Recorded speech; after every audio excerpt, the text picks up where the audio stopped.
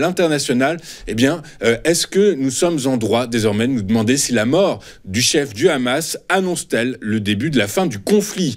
Yahya Sinwar est mort. C'est par ces mots que Benyamin Netanyahou s'est félicité de la mort de celui qui était considéré comme l'architecte de l'attaque du 7 octobre 2023.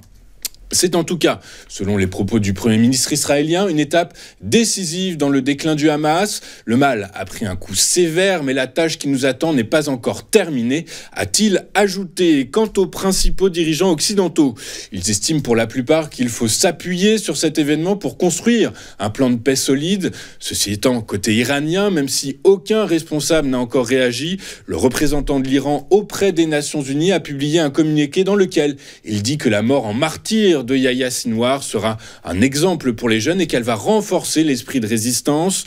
Pour autant, malgré l'optimisme, voire l'angélisme affiché par certains dirigeants occidentaux, le risque d'escalade semble de plus en plus sérieux. En témoignent les réactions des cours de l'or et du brut qui évoluent largement dans le vert ce matin. Toujours à l'international, c'était la statistique macroéconomique certainement la plus surveillée de la semaine. Le rééquilibrage de l'économie chinoise est-il à l'ordre du jour? Et contre toute attente, la croissance de l'économie chinoise a dépassé les attentes du consensus. Les autorités chinoises ont en effet annoncé que le PIB a progressé de 4,6% sur un an au troisième trimestre, soit une croissance légèrement supérieure aux attentes des analystes.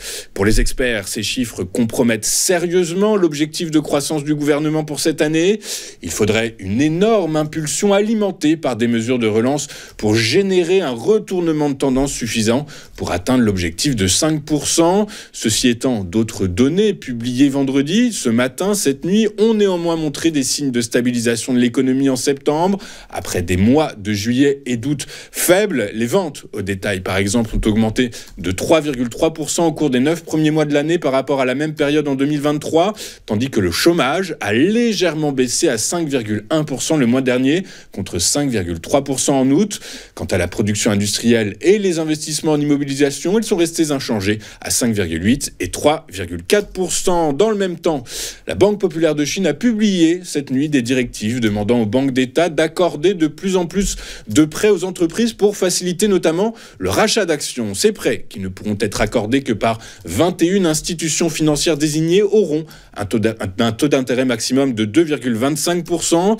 Outre ces dernières mesures, je vous rappelle que Pékin est en train de peaufiner son plan de relance, dont l'ampleur n'est pas encore connue, mais précisons que les économistes s'attendent pour la plupart à ce que les nouveaux emprunts s'élèvent entre 1000 et 3000 milliards de yuan, soit l'équivalent de 140 à 421 milliards de dollars. Selon les experts, les autorités communiqueront sur ce plan de relance en fin de mois prochain. Aux États-Unis, alors que les consommateurs qui alimentent environ les 2/3 de l'activité économique aux États-Unis continuent de dépenser, et bien dans le même temps, le marché du travail résiste bien après avoir montré des signes d'affaiblissement au cours de l'été.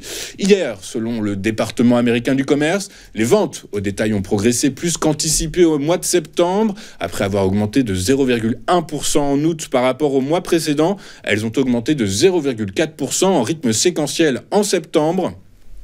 Sur le marché de l'emploi, le nombre d'Américains ayant déposé de nouvelles demandes de chômage a diminué de manière inattendue la semaine dernière. Ceci étant, ce chiffre pourrait augmenter à court terme en raison des effets des ouragans Helen et Milton qui ont ravagé le sud-est des États-Unis ces dernières semaines, engendrant des dizaines de milliards de dollars de dégâts. Toujours est-il que selon des données publiées par le département du travail hier, les demandes initiales d'allocation de chômage ont baissé de 19 000 unités la semaine dernière pour atteindre 241 000 en données corrigées des variations saisonnières. Vous l'aurez donc compris, à la lecture de ces deux rapports, il y a un moteur économique qui montre que peu de signes de ralentissement. Ce sont les dépenses de consommation. Hier, sans surprise, la BCE a baissé ses taux directeurs pour la 3e fois cette année. Rassurée sur la trajectoire de l'inflation, mais désormais inquiète sur la trajectoire de la croissance, la Banque centrale européenne a ainsi confirmé l'accélération de son resserrement monétaire. Notons d'ailleurs que c'est la première fois depuis décembre 2011 que la BCE réduit ses taux lors de 2 réunions consécutives. Les 26 membres du Conseil des gouverneurs, réunis à Ljubljana, la capitale de la Slovénie, pour cette réunion annuelle délocalisée, ont ont ainsi acté une nouvelle baisse de 0,25 points de pourcentage. Le taux de dépôt passe donc à 3,25%. Cette décision semble venir prendre à contre-pied la prudence affichée il y a un mois lorsque la BCE avait indiqué vouloir attendre décembre pour desserrer à nouveau la vis monétaire. Mais l'inflation a continué de ralentir en septembre, tombant à 1,7% sous le seuil des 2%, et ce pour la première fois en plus de 3 ans. Le ralentissement se voit surtout dans les grandes économies, en Allemagne, en France, en Italie. De plus, l'inflation sous-jacente, un indicateur très suivi qui exclut les prix volatiles de l'énergie et de l'alimentation, a enregistré un recul à 2,7% en glissement annuel selon Eurostat. Et parallèlement à ces chiffres, les perspectives de croissance de la zone euro ont également joué un rôle clé. Le mois dernier, la BCE a revu à la baisse ses prévisions de croissance pour la zone pour 2024 en raison d'une demande intérieure plus faible, prévoyant désormais une hausse du PIB de 0,8% contre 0,9% auparavant. Certaines de ces plus grandes économies continuent donc de faire face à des défis majeurs, notamment la faiblesse de l'industrie manufacturière en Allemagne et un vaste projet de consolidation budgétaire en vue en France, tandis que les indicateurs de confiance, eux, restent faibles. En France, hier, les députés ont voté en faveur d'une augmentation de la flat tax. Cet impôt à taux unique mis en place en 2018 sous le gouvernement d'Emmanuel Macron vise les revenus du capital. Ces derniers sont en effet soumis au prélèvement forfaitaire unitaire que l'on appelle communément la flat tax, au taux global de 30%. Ce taux inclut 12,8% au titre de l'impôt sur le revenu auquel on ajoute les prélèvements sociaux de 17,2%.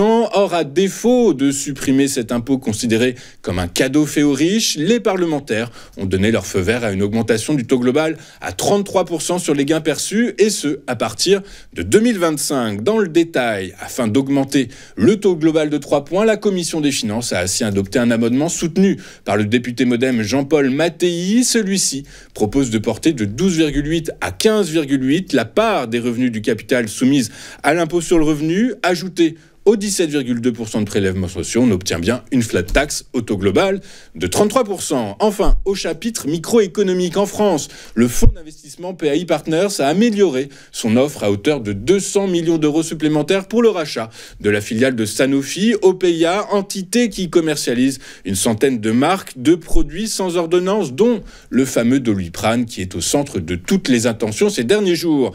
Avec cette nouvelle offre valable jusqu'à dimanche soir, le fonds français espère faire revenir Sanofi sur sa décision, mais pour le moment, c'est le fonds américain Cigna qui tient la corde, puisque le groupe pharmaceutique français avait déjà annoncé sa décision de négocier en exclusivité avec le fonds d'investissement américain. C'est la raison pour laquelle Sanofi s'est dit étonné que le fonds d'investissement français ait proposé une offre améliorée hors des délais. Je vous rappelle que l'annonce de Sanofi de s'orienter vers un acquéreur américain suscite depuis la semaine dernière des inquiétudes des responsables politiques et des syndicats concernant la souveraineté sanitaire de la France et les emplois. Avant de regarder ce qu'il s'est passé sur les marchés financiers hier, jetons un œil à ce qu'il faut suivre aujourd'hui, vendredi 18 octobre. Et globalement, alors que les investisseurs regardaient de très près les données sur la croissance en Chine, c'est du côté de la microéconomie qu'il faut regarder, avec les publications en France de Pernod Ricard et d'Essilor-Luxottica.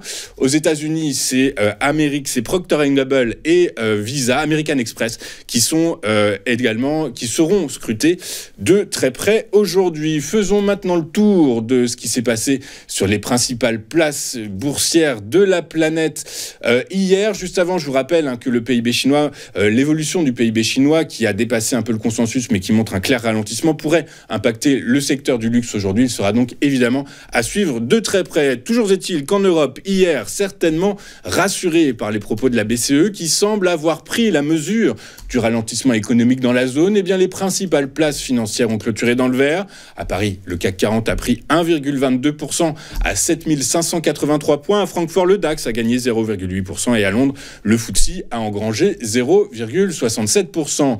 Aux États-Unis, Wall Street a fini en ordre dispersé. Les principaux indices actions soutenus par le retour de l'intérêt des investisseurs pour le secteur des semi-conducteurs. Je vous rappelle que les bons résultats de TSMC, le plus grand fabricant mondial de puces électroniques, ont permis de contenir contrecarrer le scepticisme à l'endroit du secteur après le choc ASML. Et en Asie ce matin, les principaux marchés d'actions clôturés dans le vert, portés par l'annonce de la Banque centrale de Chine qui a donné des consignes aux banques commerciales pour renforcer les rachats d'actions. Le MSCI China a gagné 4,2%, le Nikkei a lui pris 0,2% à 38 798 points. Enfin hier, sur le marché du pétrole, les tensions ont semblé s'être évaporées. Pour les experts, le marché est bel et bien baissier. Et à partir de ce constat, eh bien, les prix du baril de Brent de la mer du Nord pour livraison décembre ont grappillé 0,31% à 74,45 $. Quant au baril de West Texas Intermediate avec échéance novembre, il s'est lui apprécié de 0,4% à 70,67 $. Le baril, ceci étant, je vous rappelle que dans un contexte géopolitique qui se tend, eh bien, les prix du Brent et du WTI sont dans le vert actuellement. On marque une courte page de publicité. Juste après, nous retrouvons Antoine Quesada et son Chrono CAC 4 tout de suite sur TV Finance.